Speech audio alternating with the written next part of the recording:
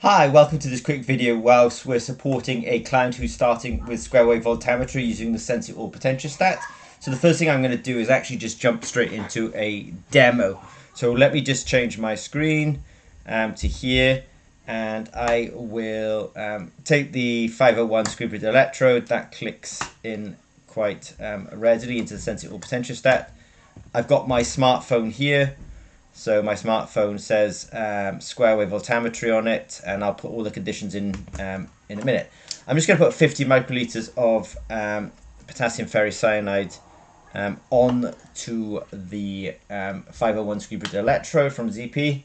Let me just do that. Right, solution is on, 5 millimolar. Nothing super special necessarily about that, apart from it's a bit blurry.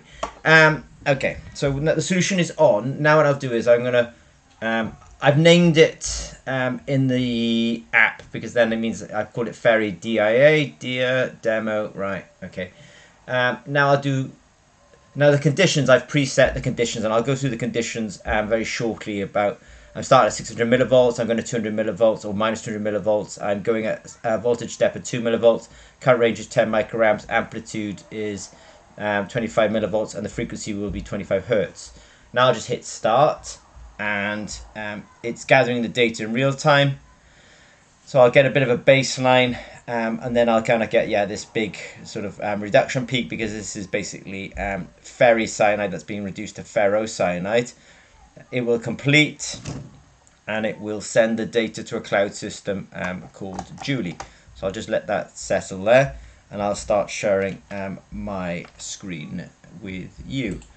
In fact, so it says upload complete. So at this point now the data has already gone to a cloud system, and I will just share my screen with you here. So if I just do a quick refresh on this, which I'm doing, then it's jumped up the ferry data here. And now what I'll do is I will just process the data very quickly. So there's kind of two aspects to this. I mean, I think a lot of software systems in the electrochemistry space kind of, they try to combine data capture with data processing. And this actually, we have a cloud system called Djuli, where the data from the SIA platform automatically goes up to Djuli. So I can see my raw data here. I can see that I started at sort of 600 millivolts. We scanned downwards, we got this peak, and we finished at minus 200 millivolts. The first thing I want to do is I just want to crop the data slightly. So we have a data pipe built into the cloud system. So I might just hide this for a second.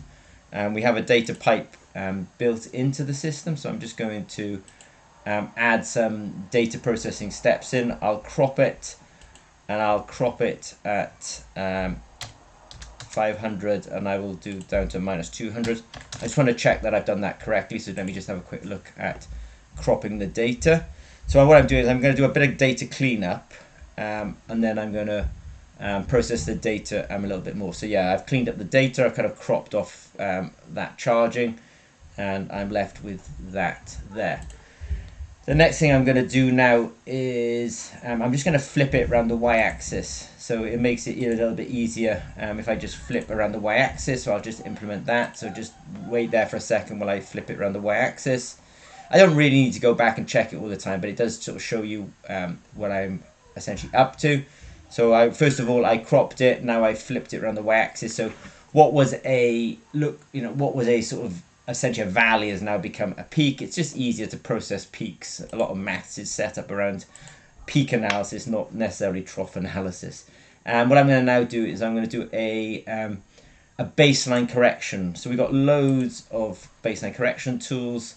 But what I'll do is I'm just going to do a polynomial, iterative polynomial fit. It's a pretty powerful little algorithm. And now it's kind of really turned it into, let's say a proper kind of peak.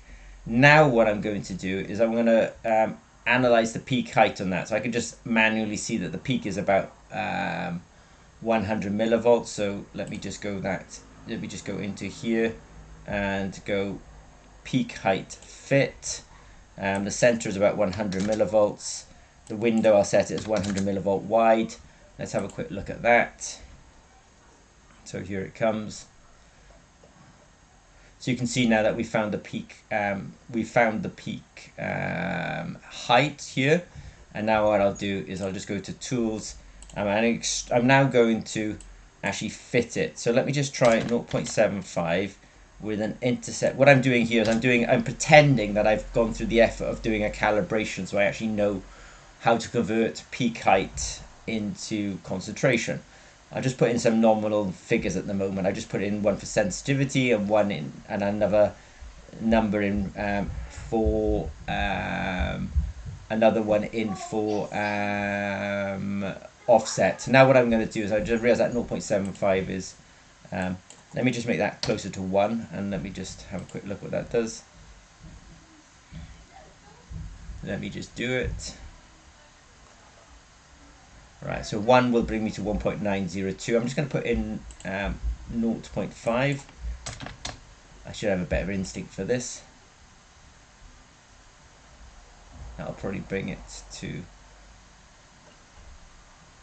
Yeah, so 0.5 brings it to 3.8. Now I'm going to try about 0.35. Let me just try that. Tools, 0.35. So I'm sort of manually doing this. I need to put a seek algorithm into this so we can just... it just seeks out the best value. Yeah, so that brought it to 5.4. I know the real answer is actually 5 millimolar, so I won't play with that anymore.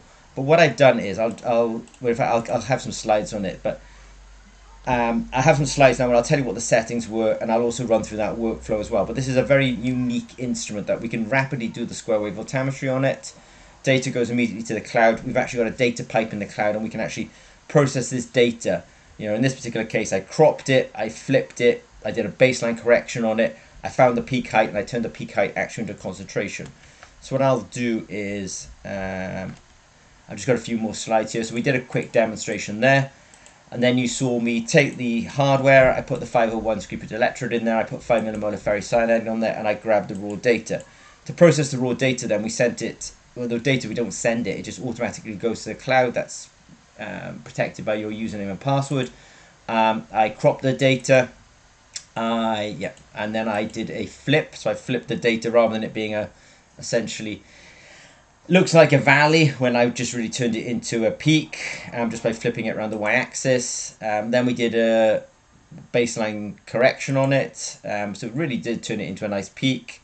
And then we had a certain peak height. So first of all, I found the peak height by, in my particular case, I centered it around 0 with a window of 100. And then we did fit it to a formula so that we could actually turn it into a height. Now in my particular case I did about, I'm not sure actually, about 5 millimolars, and the true concentration was about 5 millimolars. So how I actually gathered the data, the settings that I actually used was I started at 600 millivolts, I scanned to minus 200 millivolts, we did a voltage step of 2 millivolts, current range was 10 microamps, the amplitude was 25 millivolts, and the frequency was 25 hertz. And as you saw then, the data all went to the cloud, and when I did a first part of the experiment was the grabbing of the data, the second part was actually conversion of the data into a meaningful concentration. Now if you do have any questions about the SenseItAll, you can see that ZP, we're pretty good. We get a question in, we understand the question, and then we can make these rapid video responses. Okay, thanks very much.